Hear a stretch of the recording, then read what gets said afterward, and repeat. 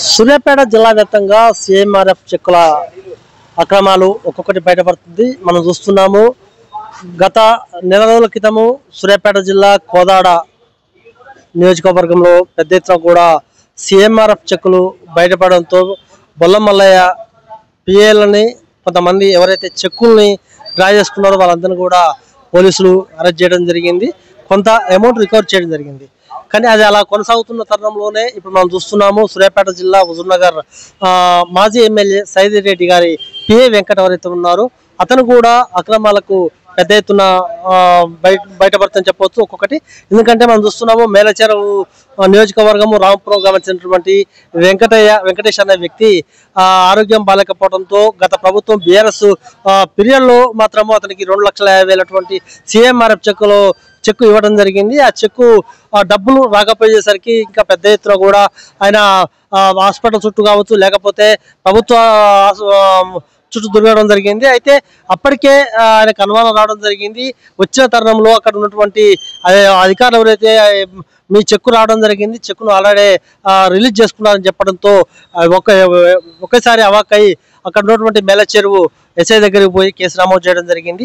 అయితే ఇదంతా తతంగం మాత్రం పెద్ద ఎత్తున కూడా కొనసాగుతుంది. అక్కడ ఎవరైతే పిఏ వెంకట ఉన్నారో వాళ్ళ బంధువులు కావచ్చు, వాళ్ళ అనుచరులు కావచ్చు, పెద్ద ఎత్తున కూడా సుమారు ఈతతో పాటు ఇంకా 7 కలిసి పెద్ద ఎత్తున ఒక మూటగా ఏర్పడి రాంపురము కావచ్చు లేకపోతే మేలచెరువు తదితర గ్రామాల్లో ఉన్నటువంటి ఎవరైతే సీఎంఆర్ఎఫ్ చెక్కులకు సంబంధించినటువంటి బాధితులు మాత్రం వీళ్ళంతా కూడా ఆ చెక్కులు వీళ్ళంతా కూడా డ్రా చేసి చెప్పవచ్చు. ఎందుకంటే ఎవరైతే వెంకట ఉన్నారో వెంకట వాళ్ళ అక్క కూతురు ఒక భర్త అయినటువంటి ఒక వ్యక్తి మనం కోదాడ మండలము కోదాడ నియోజకవర్గం అనంతగిరి మండలము దగ్గర ఉన్నటువంటి ఒక గ్రామంలో పోయి మాత్రం పెద్ద ఎత్తున కూడా వీళ్ళంతా కూడా ఒక మూటగా ఏర్పడి ఈ అన్నిటి కూడా పాలవరం గ్రామంలో ఉన్నటువంటి 7 సభ్యులతో కలిసి వీళ్ళంతా కూడా చెక్కులను డ్రా చేయడం జరిగింది.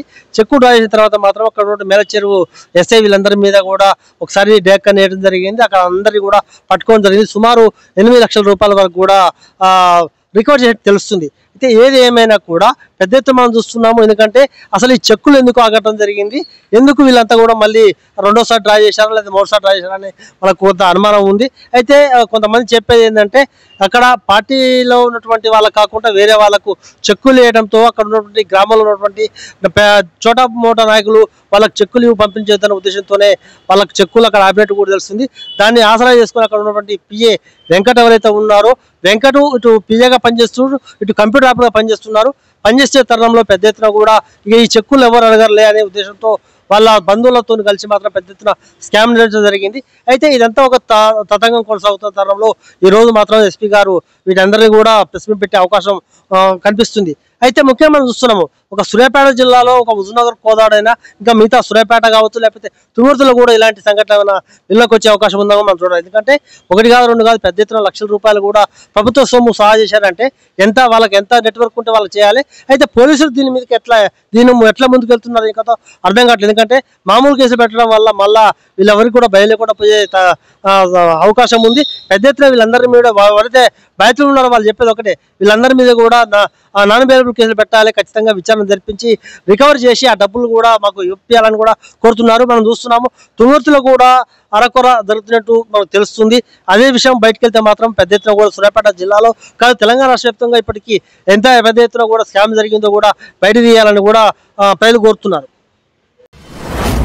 మీ వ్యాపారం అభివృద్ధి కావాలని కోరుకుంటున్నారా? అయితే వెంటనే క్యూనస్ ని సంప్రదించండి.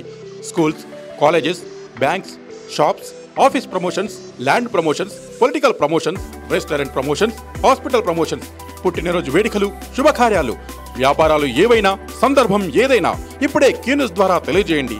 మీ వ్యాపారాన్ని అభివృద్ధి చేసుకోండి.